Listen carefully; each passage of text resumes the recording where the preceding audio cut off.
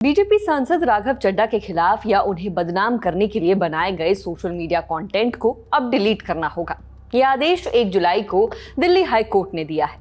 BJP सांसद राघव चड्ढा जब आम आदमी पार्टी छोड़कर बीजेपी में गए तो सोशल मीडिया पर उनकी खूब ट्रोलिंग हुई। उन पर मीम्स बने, जोक्स बनाए गए और उनके कई फॉलोअर्स भी कम हो गए। लेकिन राघव का मानना था कि ये अनोनिमस ट्रोलिंग नहीं है। राघव ने आरोप लगाया कि कुछ लोगों ने जानबूझकर उन्हें बदनाम करने के लिए फर्जी और आपत्तिजनक कंटेंट बनाया और फिर सर्कुलेट किया।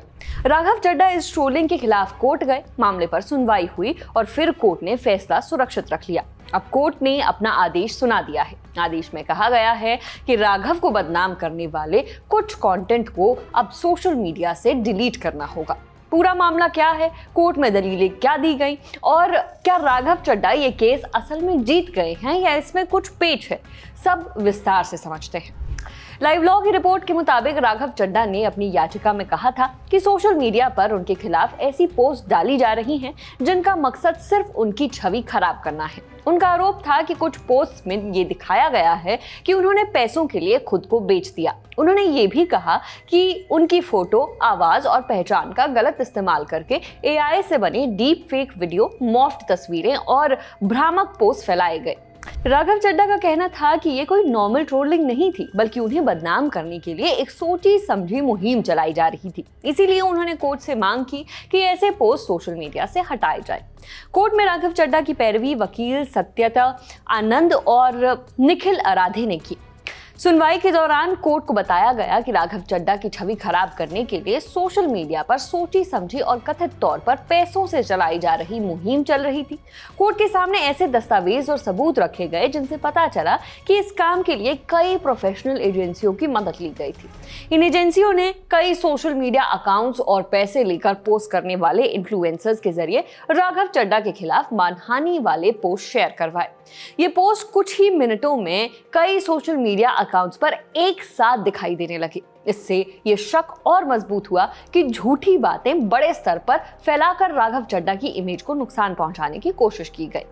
अब कोर्ट ने इस पर क्या कहा वो जानते हैं। सुनवाई के दौरान दिल्ली हाई कोर्ट ने कहा कि आलोचना यानी क्रिटिसिज्म और मानहानि यानी डेफेमेशन में बहुत छोटा लेकिन एक अहम फर्क है।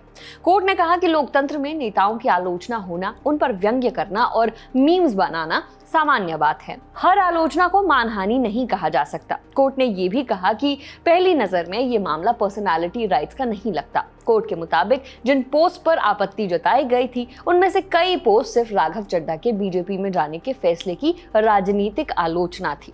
अब बात फैसले की। 1 जुलाई को दिल्ली हाई कोर्ट ने आदेश दिया कि राघव चड्ढा के खिलाफ किए गए कुछ ऑब्सीन और एक्सप्लिसिट यानी अश्लील और आपत्तिजनक पोस्ट हटाए जाएं। हालांकि कोर्ट ने यह भी स्पष्ट कर दिया कि इस मामले का पर्सनालिटी राइट से कोई संबंध नहीं है। जस्टिस सुब्रमण्यम प्रसाद ने कहा कि कोर्ट सिर्फ 5 ऐसे पोस्ट हटाने का आदेश दे रहा है जिनमें अश्लील, अभद्र और बेहद आपत्तिजनक भाषा और सामग्री है। कोर्ट ने कहा कि ऐसे पोस्ट सामान्य व्यंग्य या मजाक की सीमा से बाहर हैं। कोर्ट ने यह भी कहा कि बाकी पोस्ट पहली नजर में मानहानि नहीं लगते, इसीलिए उन्हें हटाने का आदेश नहीं दिया गया। लेकिन कोर्ट ने बाकी पोस्ट हटाने से इनकार कर दिया। कोर्ट का कहना था कि पहली नजर में वो पोस्ट मानहानि नहीं लगते, बल्कि राजनीतिक आलोचना के दायरे में आते हैं। यानी आसान शब्दों में कहें तो राघव चड्ढा को इस केस में आंशिक राहत मिली है।